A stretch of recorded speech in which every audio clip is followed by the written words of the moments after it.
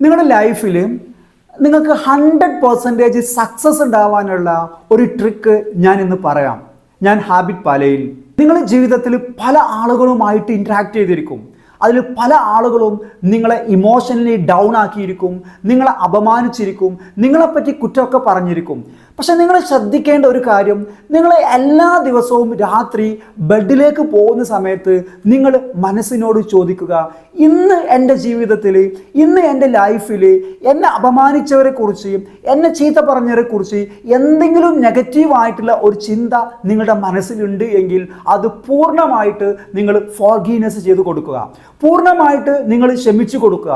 അത് പൂർണ്ണമായിട്ട് നിങ്ങൾ ക്ഷമിച്ചു കൊടുക്കുക എന്ന് പറയുമ്പോൾ നമ്മൾ അയാൾ ചെയ്തത് മറക്കുക എന്നുള്ളതല്ല, മറിച്ച് നമ്മുടെ മനസ്സിൽ വളരെ ചെറിയ രീതിയിലെങ്കിലും വല്ലാത്ത പകയോ വിദ്വേഷമോ അല്ലെങ്കിൽ ചെറിയൊരു സങ്കടമോ ഉണ്ടെങ്കിൽ അത് പൂർണ്ണമായിട്ട് നമ്മൾ പുറത്തു കൊടുക്കുക, പൂർണ്ണമായിട്ട് നമ്മൾ ഫോർഗീവ്നെസ് ചെയ്ത് കൊടുക്കുക.